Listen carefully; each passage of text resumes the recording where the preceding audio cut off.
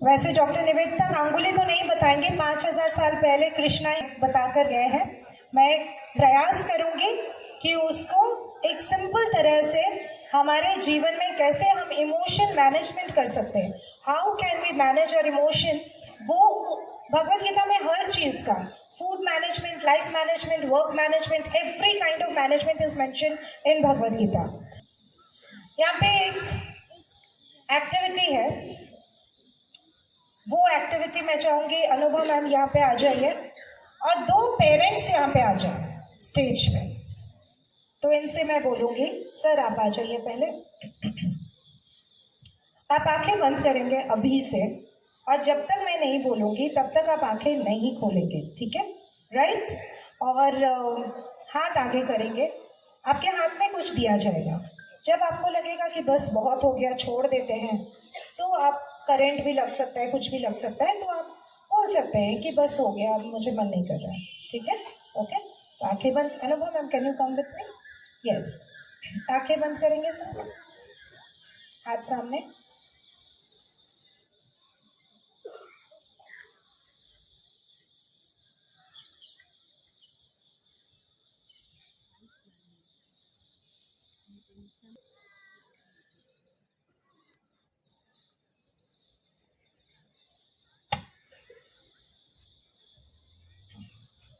Sir आप और भी देर तक पकड़ सकते हैं?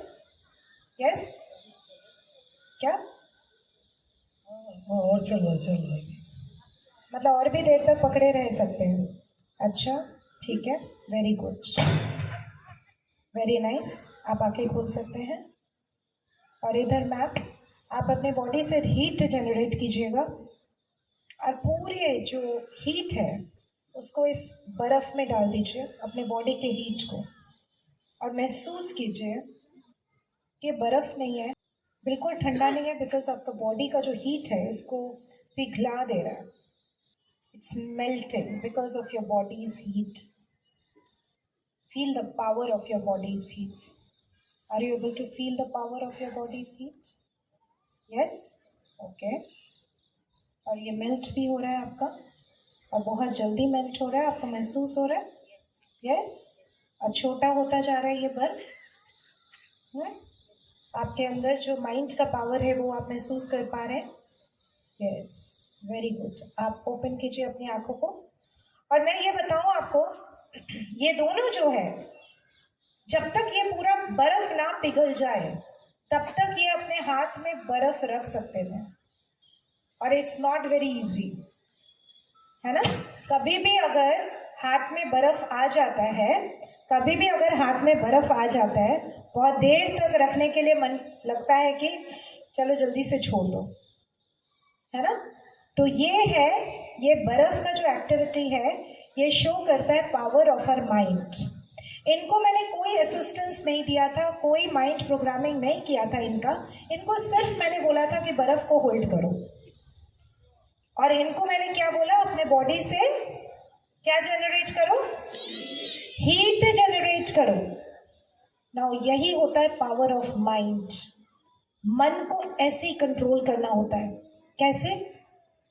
मैंने इनको कोई कमांड नहीं दिया, लेकिन ये खुद को कमांड दे रहे थे, जरूर ऐसा हुआ कि कोई दिक्कत नहीं हो रही थी, मतलब ये इतना मेल्ट हो गया, पानी आ रहा था तो एक टेम्परेचर मेंटेन हो गया उसका। Very good. एक टाइम के बाद वो सहना, और शुरू में आपने क्या बोला, क्योंकि शुरू में थोड़ा कठिन होता है, थोड़ा सा फील हो रहा था कि आइस है, बाद में जब टेम्परेचर मेंटेन हो गया तो फिर दिक्कत नहीं। पर जब आइस था और दिक्कत हो रही थी तब आपने क्या कहा अपने आप से, क्या थॉट चला कि हाँ मैं कर सकता हूँ, समथिंग थॉट चल रहा था कि इसे रहने देते हैं, अभी तो टेम्परेचर मेंटेन हुआ, हो रह जाए।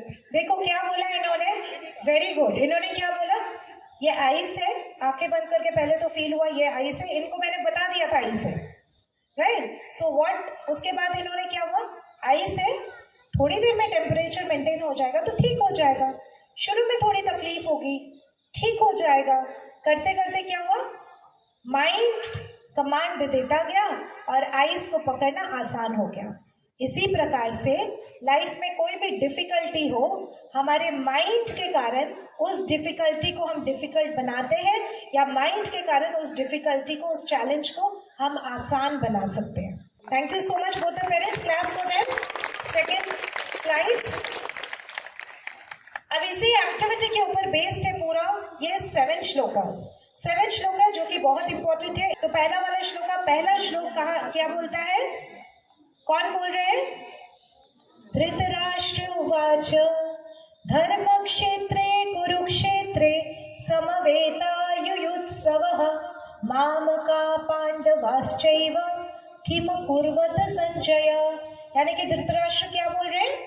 हे संजय, मेरे और पांडु के पुत्र, ये लोग जो सारे लोग इकट्ठा हुए युद्ध भूमि में, ये क्या कर रहे हैं? इस सेंटेंस में कौन सा टोन फील हो रहा है? This sentence has a tone of fear. और ये फियर क्योंकि क्या कर रहे हैं? धर्म क्षेत्र है. धर्म क्षेत्र है तो कहीं मेरे बच्चे ऐसा तो ना कह दे कि नहीं नहीं हमें तो गद्दी नहीं चाहिए, राजगद्दी नहीं चाहिए. धृतराष्ट्र उनके नाम में ही राष्ट्र को धृत यानी कि धारण करने की एक लालसा है, उनके नाम में ही है.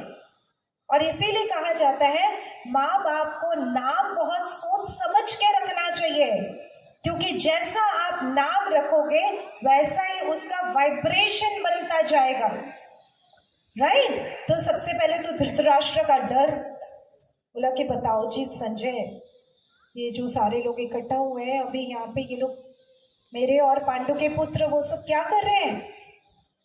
अगर धृतराष्ट्र बचपन में दुर्योधन जब भीम के खीर में जहर मिलाया था तब 2 थप्पड़ लगाया होता, कॉन्सिक्वेंस दिया होता कि अब तो 1 महीने के लिए खेलने नहीं जाएगा. तू ऐसा काम कर कैसे सकता है? तू तो इतना अच्छा लड़का है, ऐसा काम तूने किया? उस दिन के बाद से दुर्योधन सचेत हो जाता, पर ऐसा कुछ भी नहीं किया धृतराष्ट्र ने. इसलिए क्या हुआ? दुर्योधन आगे गलती पे गलती करता गया, गलती नहीं क्रिमिनल एक्टिविटीज करता गया.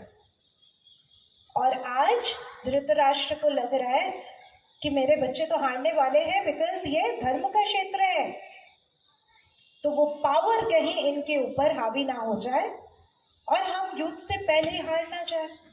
तो मेरे सपने का क्या होगा?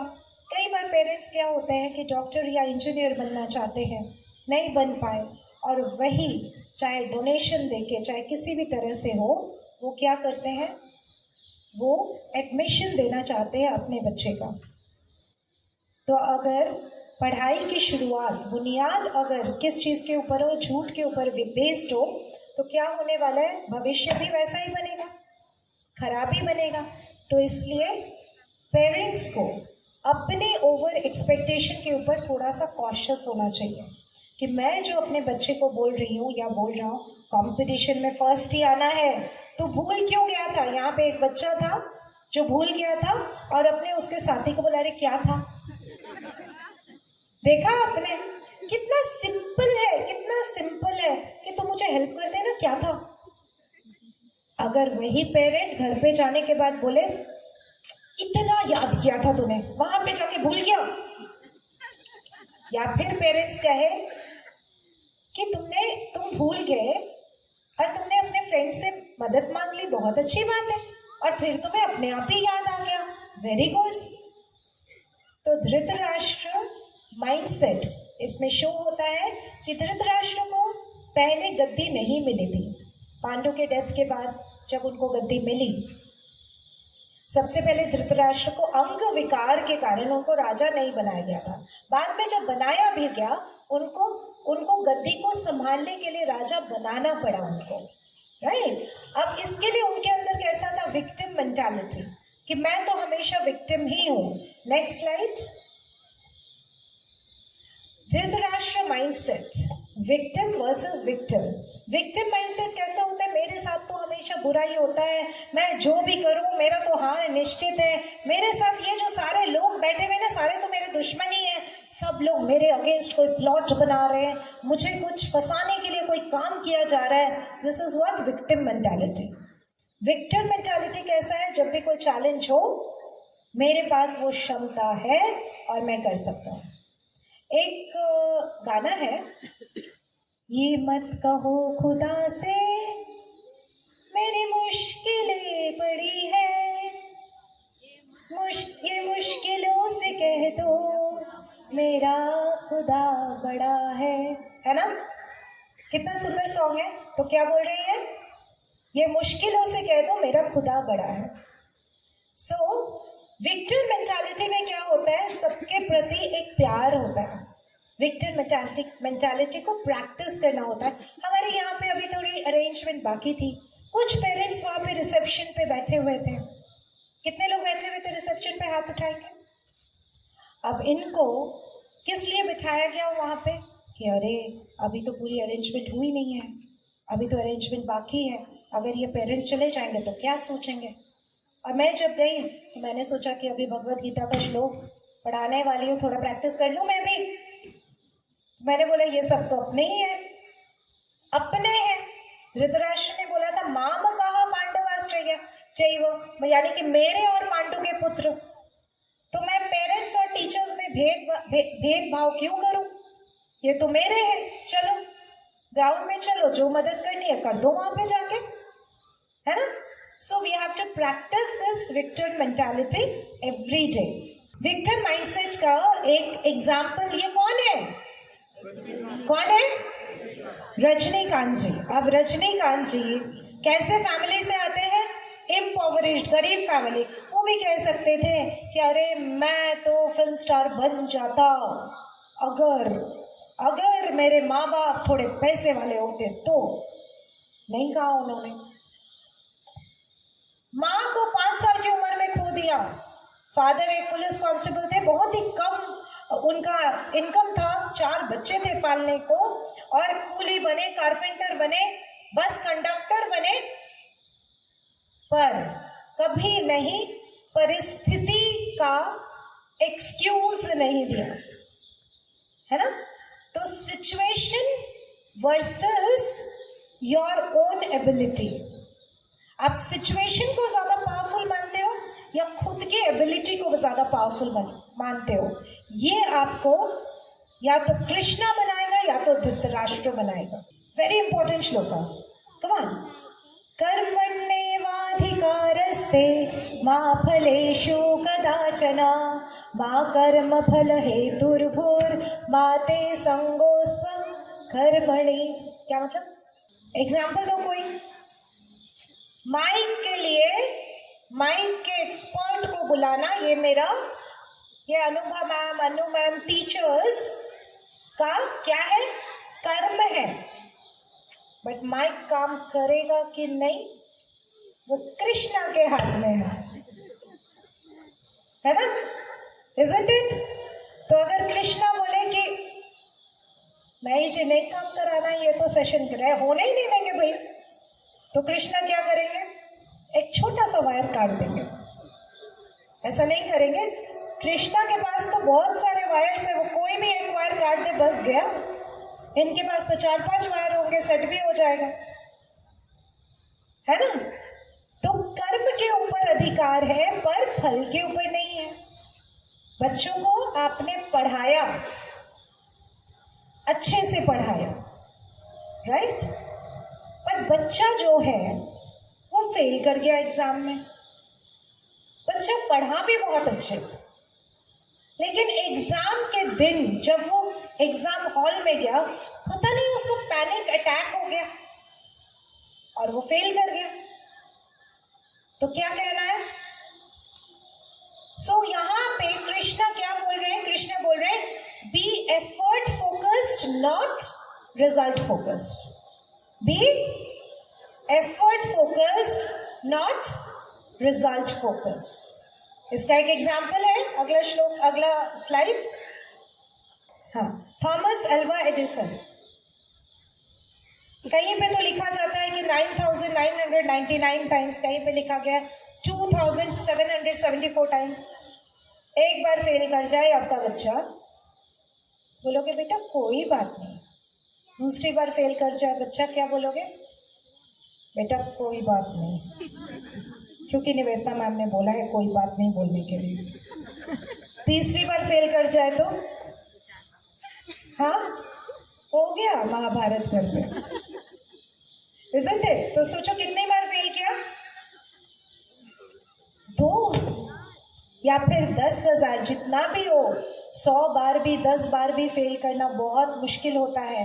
लेकिन क्या था, व्हाट वाज देयर, कर्म के ऊपर अधिकार है पर फल के ऊपर नहीं। भगवान भी इनकी परीक्षा ले रहे थे कि ये सस्टेन कर पाता है कि नहीं अपने एफर्ट से, तो इसको रिजल्ट देंगे।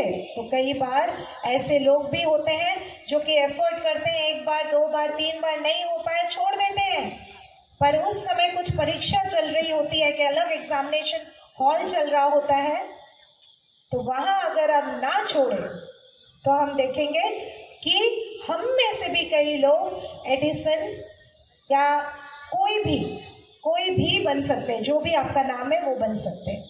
ओके नेक्स्ट, जितात्मनः प्रशान्तस्य परमात्मा समाहितः शीतोष्ण सुख दुखेषु तथा मानापमानयोः। तो अब यहाँ पे क्या बोल रहे, जीत लिया उसने, उसका, राइट, जिसने जीत आत्मनः यानी कि जिसने अपने माइंड को कंट्रोल कर लिया, जिसने अपने माइंड को कंट्रोल कर लिया, उसके सिम्टम्स क्या होते हैं, उसके सिम्टम्स होते हैं वो गॉड कॉन्शियस होते हैं। क्या कॉन्शियस होते हैं, गॉड कॉन्शियस। अब इसमें कोई रिलीजन की बात नहीं है, कोई भी गॉड कॉन्शियस। गॉड कॉन्शियस मतलब परमात्मा के साथ या फिर परमात्मा का कोई दिया हुआ काम मैं कर रहा हूँ, उस भावना के साथ वो काम करते हैं। चाहे वो रोटी बनाए, चाहे वो बर्तन धोए, चाहे वो किसी बैंक में काम कर रहे हैं और कस्टमर को डील कर रहे हैं, किसी भी तरह का काम कर रहे हैं, they will be God conscious. Customer को पैसे दे रहे हैं, वो सोचेंगे कि ये तो ऑर्डर आया ऊपर से, जैसे बोलते हैं मेरे बॉस ने दिया है, तो सुपर बॉस ने दिया है मुझे काम, मुझे तो बेस्ट तरीके से करना है, स्माइल करके करना है, अच्छी भावना से करना है, राइट। ओके, उसके बाद समाहित और बैलेंस स्टेट किस में रहता है, शीत और उष्ण में। शीत मतलब ठंड, राइट, और उष्ण मतलब अगर मान लो गर्मी हो यहाँ पे और हमने फैंस ना लगाए हो, तो आप क्या बोलोगे, अरे यार क्या स्कूल मैनेजमेंट है, पंखा तक नहीं लगाते हैं, इतनी गर्मी है, मैडम एक फैन अरेंज करना चाहिए था आपको। सो गोल क्या हुआ, गोल इस क्लास को अटेंड करना नहीं, इस प्रोग्राम को अटेंड करना नहीं, गोल क्या हो गया, मेरे शरीर का कंफर्ट है ना। तो शीतोष्ण सुख दुखेषु, जो सुख और दुख में भी बैलेंस्ड रहे। कैसे बैलेंस्ड रह सकते हैं सुख और दुख में, रिजल्ट फर्स्ट आ गया, सब सेलिब्रेट कर रहे हैं, पर ऐसा नहीं उस सेलिब्रेशन के लिए 5 दिन भी बर्बाद कर दिया, इसको फोन करे उसको फोन करे, अरे आपको पता है मेरे बच्चे का सिलेक्शन इसमें हो गया उसमें हो गया, भगवत गीता में क्या उसने परफॉर्म किया और इतनी तारीफ हो रही थी उसकी, 5 दिन तक फेसबुक में ही लगे रहे कि कितने कमेंट सारे देख लेते हैं। किसने, अरे देखो व्हाट्सएप में मैंने स्टेटस भेजा था, उसने देखा पर कोई कमेंट नहीं किया उसने, बड़ी चिढ़ती है मेरे से। सो क्या है, सुख दुखेषु, दुख में भी, जब दुख हो तो भी क्या है, बैलेंस्ड।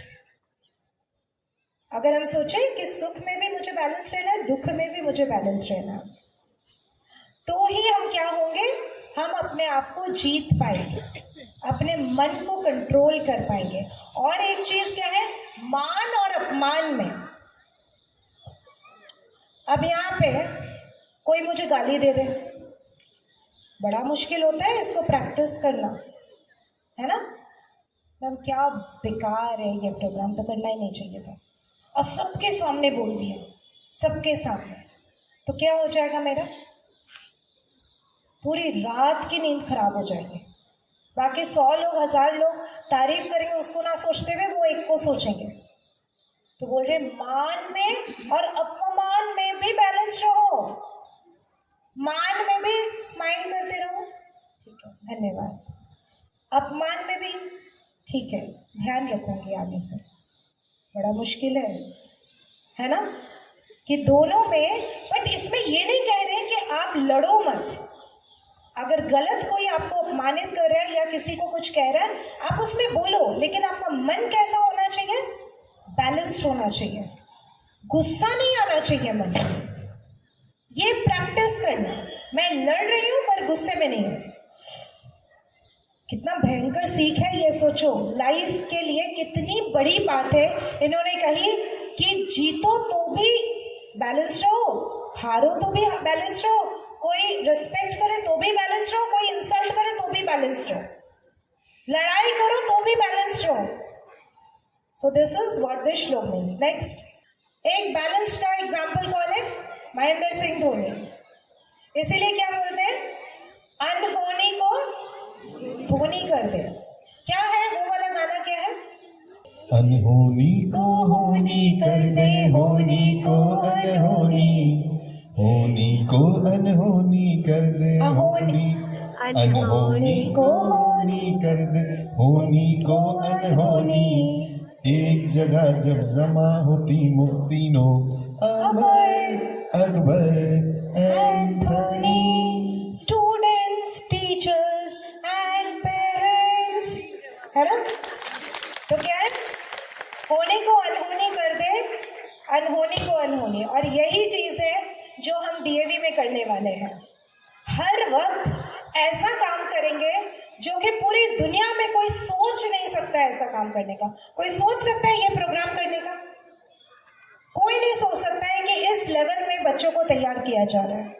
एक स्कूल ऐसा है जो ऋषि दयानंद के छत्र छाया में पल रहा है, बढ़ रहा है। ये एक बच्चे ने बोला था, यहाँ पे गाया था, युक्ताहार विहारस्य युक्त चेष्टस्य कर्मसु युक्त स्वप्नावबोधस्य योगो भवति दुःखः।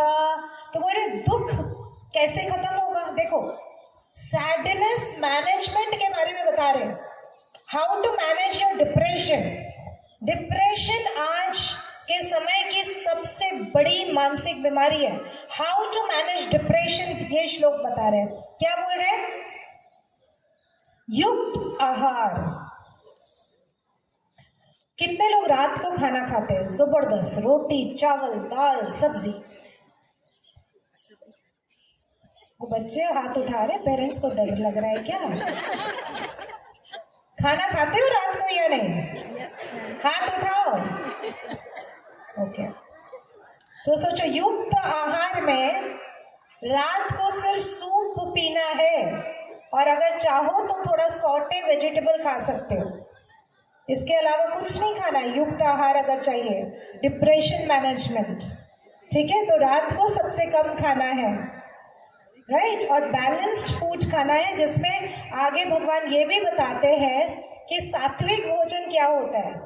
तो यहाँ पे बता दे रहे कि सात्विक भोजन ग्रीन वेजिटेबल्स होता है। वो मैंने नहीं लिया, मैंने साथ ही श्लोक लिया। ग्रीन वेजिटेबल सात्विक फूड होता है, जिससे कि आपका दुख, डिप्रेशन मैनेज होगा, आपके डिसीजन मेकिंग पावर बढ़ेगा।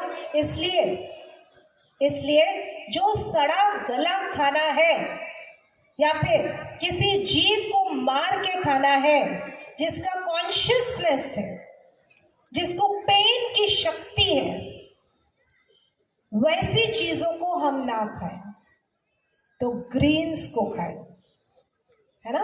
ओके, सो नेक्स्ट, आयु सत्व बल आरोग्य सुख प्रीति विवर्धना रस्या स्निग्धा स्थिरा हृदया आहारा सात्विक प्रिया। अब यहाँ पे बता रहे कि स्थिरा हृदया, वही खाना खाओ जिसमें स्थिर रहे हृदय। अच्छा, कभी भी शादी में गए हो, खाना खाए हो आप शादी में, 3-4 दिन के लिए शादी का खाना खा रहे हो, कहीं गए हो शादी का खाना खा रहे हो, देखो बच्चे हाथ उठा रहे हैं, वेरी गुड। अरे पेरेंट जाते नहीं है क्या कहीं पे, बच्चों को अकेले भेजते हो क्या? हाथ तो उठाओ, जाते हो?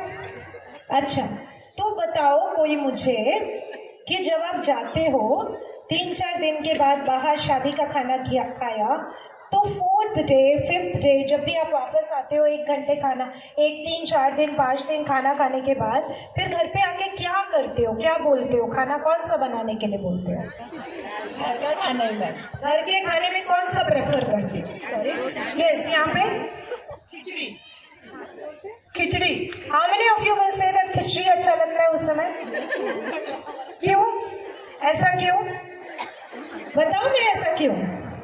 क्योंकि कृष्ण बता रहे हैं कि जिस खाने में हृदय स्थिर रहता है वो खाना अगर आप खाते हो तो क्या होगा? आप बैलेंस्ड रहोगे, आपको अच्छा महसूस होगा। और वो खाना कौन सा है? वो खाना कभी भी तेल मसाले वाला खाना नहीं होता है। अब सोचिए, आप 2 इंच के जीभ को सेटिस्फाई कर ले या फिर इतने बड़े शरीर को सेटिस्फाई कर ले? किसको सेटिस्फाई करना चाहेंगे आप? शरीर को। तो शरीर को सेटिस्फाई करना है तो क्या खाना होगा? देखो वो बता दे रहे, जो रस युक्त हो। अब ये बोला हाँ हम तो रस्से वाला ही बनाते हैं, पानी डाल देते हैं, वैसा नहीं। आप खीरा खाओ, क्यूकम्बर, एप्पल खाओ, रस होता है, नेचुरल रस होता है कि नहीं? ऑरेंज खाओ, वाओ क्या स्वाद, isn't it? वेजिटेबल्स में बताओ, टमाटर खाओ, और बताओ, गाजर है।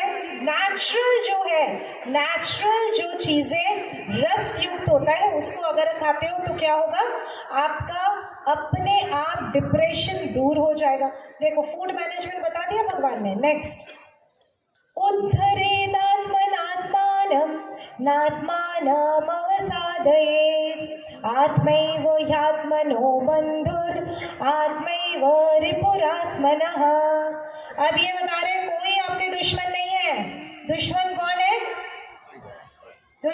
है? हम खुद हैं। कैसे? सबसे पहला दुश्मन। अच्छा बच्चे ये बताओ, कौन सा सब्जेक्ट आपको सबसे डिफिकल्ट लगता है? अगर बच्चे को सोशल स्टडीज या मैथ्स में डर लगता है तो सोशल स्टडीज या मैथ्स में प्रॉब्लम नहीं है। प्रॉब्लम किस में है कि मैं अपने आप में रिपीट कर रही हूँ social studies is very difficult, social studies is very difficult, बड़ा मुश्किल है, बड़ा मुश्किल है, बड़ा मुश्किल है, बड़ा मुश्किल है। ये कहाँ पे रिकॉर्ड प्ले हो रहा है? अपने अंदर। तो कृष्ण क्या बोल रहे हैं? आप ही खुद के दुश्मन हो, आप ही खुद के दोस्त हो। अब यहीं पे बोल रहे हैं अच्छा देखते हैं, ये मत कहो खुदा से ये सोशल स्टडीज मुश्किल है, ये सोशल स्टडीज से कह दो मेरा इंटेलिजेंस बड़ा है ना? तो क्या होगा? What will happen? वो काम आसान हो जाएगा, isn't it?